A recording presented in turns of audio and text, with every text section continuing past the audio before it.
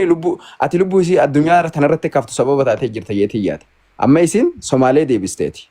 Xiqqoo gisee dalagattee mana Somaalee dalagattee waa harkatte noolii doonii harkatte doonii horuu deemti. Beekamaadha taariba Suudii jechuudha.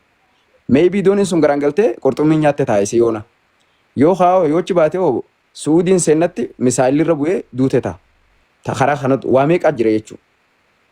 Saniifuu san hundarraa rabbi sababa isii godhee si godhee karaa nagayaatiin shaanxaa si harkisaa mana madaamii taatus mana Oromoo taatus shaanxaadhaan viizaadhaan kabajaadhaan paaspoortii aayidentitiin isii beekame nama kabajaadhaan mataa ol qabdee biyya san geessu jechuun ani viizaan dalagaa ejensiidha keessaan dalagaa nin beeka hanga bareedu jechuun hanga ulfaatu nama garee akkasitti kabajaatti godhuuni suni galata dhabuun qabu dirqama galatoomfamuu qabda. Atillee yoo hin barbaanne akka namummatti hojiin kee garteemi akka ati galatoomne namni siin jiru ni godhaa jechuudha. Kanaafuu sababa taateef jirta akka jijjiiramtu.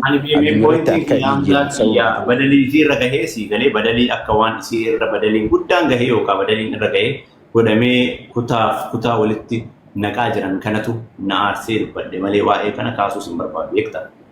Maafi akkuma dursa si dubbadhe yoo gargaarsas ta'e yookaan namni baay'een arguu dhabuu danda'a. Namni miidiyaa ammoo hin arga. Nama 5,000 irratti kadhadhee ture gargaarsa mucayyoo tana.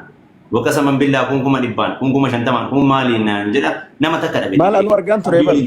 Asliin mataan isaa asliin sarpiraayis hin argineef eenyutu argeef isinumaami warra wali saayibaa argeef sarpiraayis uffatallee shittollee sanumaayyuu namni godhayyuu hin jiru bara already sanumaayyuu maan godhin namni guddaan bar badiin isii irra gayamee mucayyoo tanarra miidhamee namni bar saayidiin itti fudhataa jiru akka badiin irra gahamee akka miidhamtee cunqurfamtee jirtu wayii haala saniin ijoolleen Arsii yookaan Mariyaamiin isiin bira jirtu akkas goote wayii itti fudhatanii kutaa walitti jiraa jiran siigalee uummanni I believe my confidence maaliifin kana dubbadhaa an addunyaa tanarratti social media kanarra ni beeyta feemesummaan kiyya identity qaba loogoo qaba nama dhugaa dubbatu wanni sodaadhutu kan jiru rabbiin na jiraachisa dalagata mataa kiyya dalagadha kuma kayyaatti kanaafuu namni tokko gizee gargaaramu gosummaa ollaa kana osoo hin taane haalaata keessa jiru san namni qalbiin nama walirra walii rifatti ati qalbii namummaatiin isii tana gargaarte tuni wasakhamuun qabdu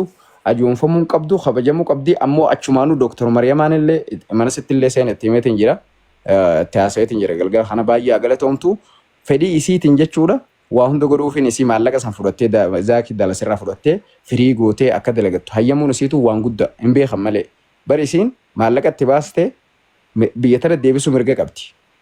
Biyya tanatti eega deebisee booda haaree piroosesa dalageeti maallaqni zaakiin erga kun haareetti piroosesa dalageeti fixee maallaqni sun dhumee achi deebite jechuudha nama daamii sanuu. Si galtee akkasii jira san hundaa'u osoo beektu Dr. Mariyamaan lakkii nama Oromootii nama Islaamaatii nama Keenyaa wanuma fedhayyoo haa ta'u bakka isiin feetu haa dalagattu firiidama kanneteef jechuudha.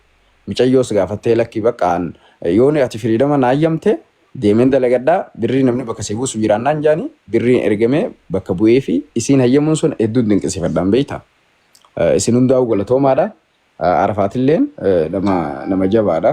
Nama obsa qabu. Yaa biyya Somaalee san keessatti akkasitti cinqee hamtu jira. Ni hin beekaani. Walumaan ilaalla rabbi khayrii haa godhuu fi kan barbaadu akkanuma amma ka barbaadu barbaadu. Isinillee dhaamoonni obboleeyyan keetii ilaalamaa Arafaatiif hin dhaamsa qaba. Tanuma dhaameen bu'aa. Arafaat atilleen inni dhageessanis warra yaada Arafaat deeggartanis warri gartee yaada adda addaa qabdan dhageeffadha. Arafaatis akkasuma gartee Dr. Mariyamaan obboleettii teeti. Akkasuma Fatishaanis jaalala obbolummaa walitti jaalala malee obbolummaa malee jaalala gartee hariiroo gartee wal fuudhuu walitti hin qabnu jechuudha jira. Inni kunis obboleessa keeti. Harargeenis obboleeyyan keeti uummanni Arsiitis obboleeyyan keeti ammallee fuula durallee wajji jiraachuu dandeessaa hin beekamu isaan hunda ijaabitaa mirgaa laalii sababa siitaanii jiran isaan hundinuu kunee firii si godhu irratti birrii sirraa cufu irratti kun haala si mijeessee waan si godhee biyya Dubaay si geessu irratti waa hedduudha si gargaara waan ta'eef ati gam tokkoon goriin osoo jiruu teetti ofadhu dalagadhu tanumaan dhaamaa fi galatooma. Ayi galatooma mzaati galatooma bro.